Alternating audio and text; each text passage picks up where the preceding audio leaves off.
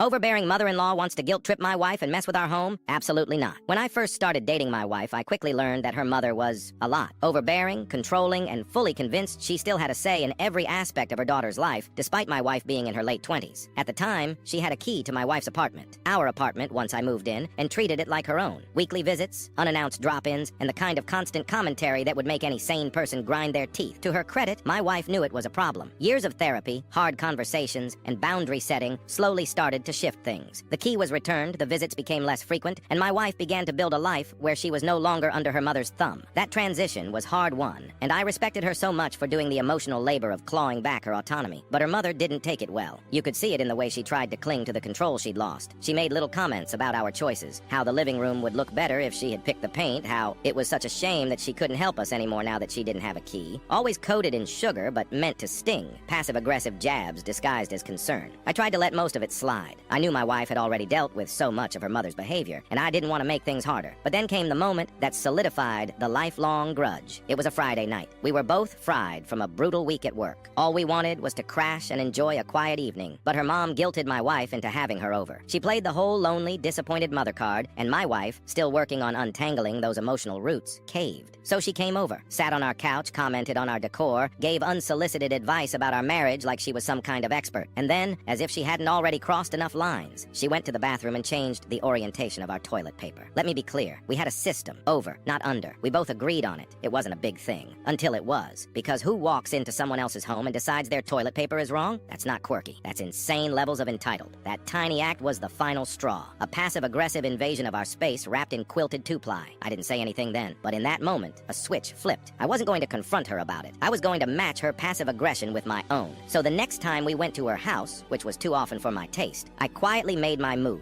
I changed the toilet paper orientation in every single bathroom. 3 of them. 1 upstairs, 1 downstairs, 1 in the guest wing. All flipped. I didn't announce it, didn't gloat, just made the switch and went about my visit like everything was normal, and I've done it every visit since, for 15 years. Every holiday, birthday, barbecue, whenever we step foot in her house, I flip the toilet paper. I've done it so consistently that I imagine she just assumes it's some strange, natural phenomenon. Maybe she knows it's me, maybe she doesn't, but she's never said a word about it. And more importantly, she has never touched our toilet paper again. It's a petty act, a stupid small hill to die on, but it's mine. It's my tiny rebellion against a woman who once tried to manipulate and guilt her daughter into submission, a symbol that we draw the line in our home, and that she doesn't get to cross it.